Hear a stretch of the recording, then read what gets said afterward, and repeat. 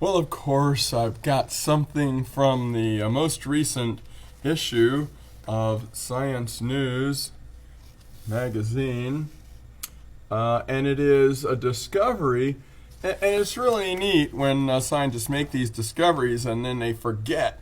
They're not supposed to mention anything that might go against evolutionary dogma or timelines. But look at this. Strange fossils turn out to be animals. These are only about, less than the size of a dime.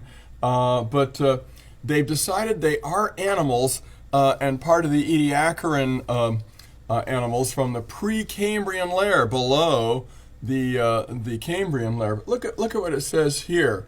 The reason they figured out it was animals is because of the abundance of cholesterol, which is only found in abundance in animal systems, not plant systems. So it's not a fungus, it's not a plant.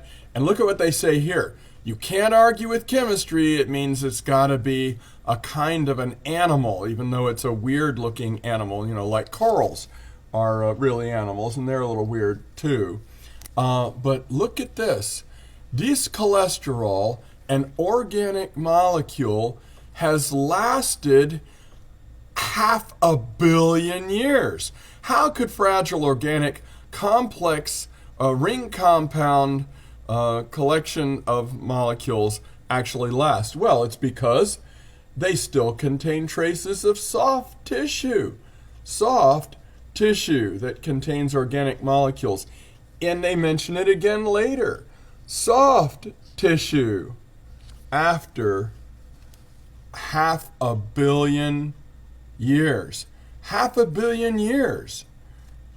That's pretty amazing. I mean, complex organic molecules shouldn't last more than 100,000 years. Oh, gee, what would that be? That's 10 to the 5th, and a billion is 10 to the 9th. So this is 10,000, half of 10,000 times longer, 5,000 times longer than these biological molecules should be able to last. 5,000 times longer than the biological molecules should be able to remain intact in non-cryogenic storage, just sitting in a rock waiting to be discovered. You know what?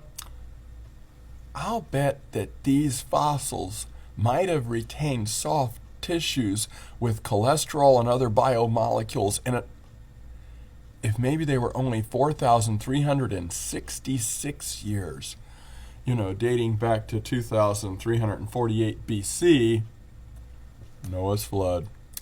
There we go. You can't argue with chemistry.